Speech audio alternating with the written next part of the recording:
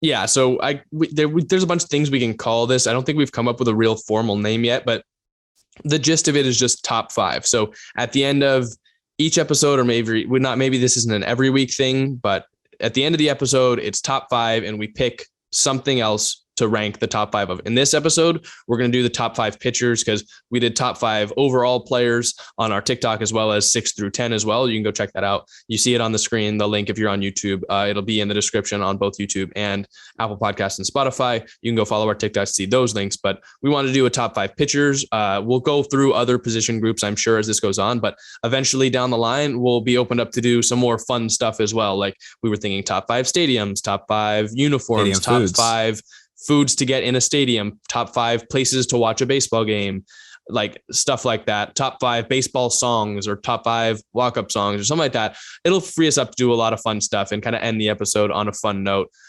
Do you want to start? Who's your fifth pitcher on the ranking? My fifth pitcher is Walker Bueller. And I think it might be a surprise. I really struggle with this because I'm more of a hitters guy. So I struggled. I was doing a lot of research on who I thought the fifth best pitcher, because I pay more attention to the offensive side and rather than pitching. So you might have a more known list, I guess is what I'm trying to say. But I went Walker Bueller fifth. I think he's been great. And he was absolutely insane for the majority of last season.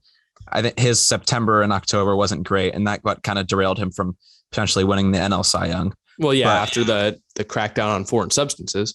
Oh, that was like a month later.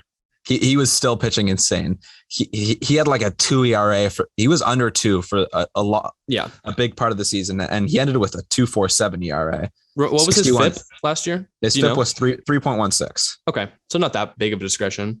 And 5.5 WAR, which is good for a pitcher, and 61 ERA minus. And if you're not familiar with that, it's just any stat with a plus is, I mean, they're plus or minus. It's both on the 100 scale. Plus above 100 is average. Above 100 is above average. Below 100 is below average. And minus is the opposite. Below 100 is above average, and above 100 is below average. So he was at a 61 ERA minus last year. So I think he is a very much a big game pitcher. And I think he's earned fifth on my list. Yeah, the fifth guy that I put on my list was Shane Bieber, and I think while Bueller has I need to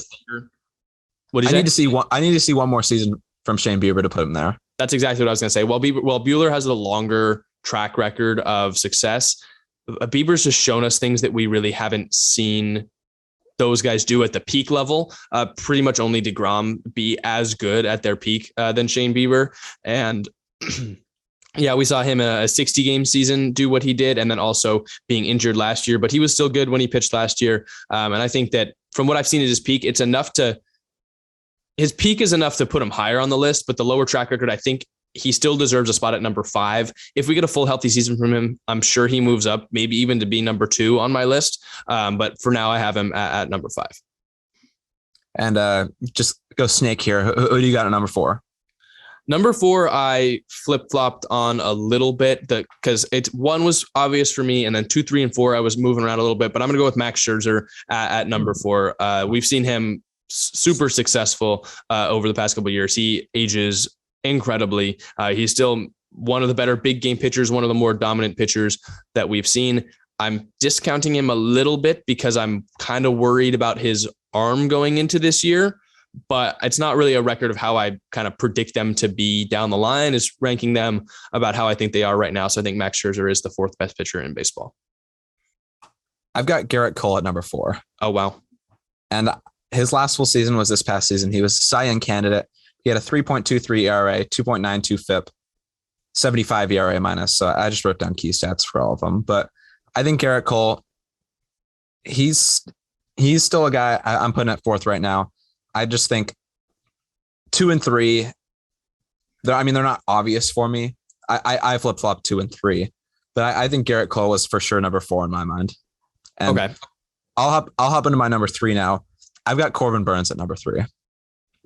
And I think he's not at 2 because 2020 was his only full season. And it was kind of a Shane Bieber like type rationale. I need to see more from him to put him at 2, but I think he definitely has potential, especially after this season. But he was a Cy Young last year. So he earned that in a full season, in my mind, 1.63 FIP last season, which is ridiculous. A 7.5 WAR and a 57 ERA minus, and a 2.43 ERA. So it was his first full season, but I think he has the potential to be number 2 on this list. Yeah, I agree as well. And I think that maybe after this season, I have him bumped up to number 2. He's also my 3rd overall. I've got Corbin Burnes at 3. Number 2 for me was Garrett Cole. I think a lot of people are bashing Garrett Cole because of the wild card game last year, but in reality, he was still probably the most dominant pitcher in the AL. And he has been for a couple seasons. Again, his peak is like a Jacob deGrom level where he's just unhittable, and you can pretty much win any start he goes out there, and he's got the stats to back it up. I know people will discount him for what happened against the Red Sox last year, but I still think he wins the Cy Young this year, and I still think he's the 2nd best pitcher in baseball and the best pitcher in the AL. And I went number two as Max Scherzer from on my list. Just he's been. I was looking up all his accolades and stats and stuff. He's top 3 in Cy Young in 5 of the last 6 seasons. And he's been one of the best pitchers in baseball for a while now. And like we said, we're not predicting going forward. This is based off who we think has been the best 5 pitchers. And I think Max Scherzer has earned number 2. And I think Corbin Burnes can be number 2 after maybe this season. But for now, Max Scherzer is number 2 for me. And I assume at number 1, we both have Jacob deGrom. Yes. I mean, he's ridiculous. He's got 2 Cy Youngs in the last 4 seasons. And I wrote down, he was potentially on his way to one of the greatest pitching seasons of all time last year. Yeah. If he stayed on that track. His last full season was 2019, where he put up a 6.9 WAR with a 59 ERA minus and a 2.67 FIP. And I think he won Cy Young that season.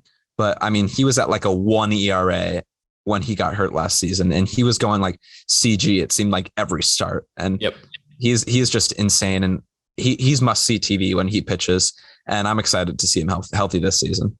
Yeah. This list is like, I know you kind of want to base the list on stats and stuff like that, but at some point, like these guys, when they're splitting hairs between stats, there's just some guys that if you trust them out there on the mound in any single game and you think you're going to go win any game with them on the mound, this is how you separate these guys at the top. There are not many pitchers that you need to see every single one of their starts. And I believe that all 5 guys on this list, on my list, at least, are that level. I think that Shane Bieber, what he did in 2020, you were paying attention to every single time he went out on the mound. Garrett Cole has been that for years. Jacob deGrom's been that for years. Corbin Burnes was that last year. And Max Scherzer has always been that as well.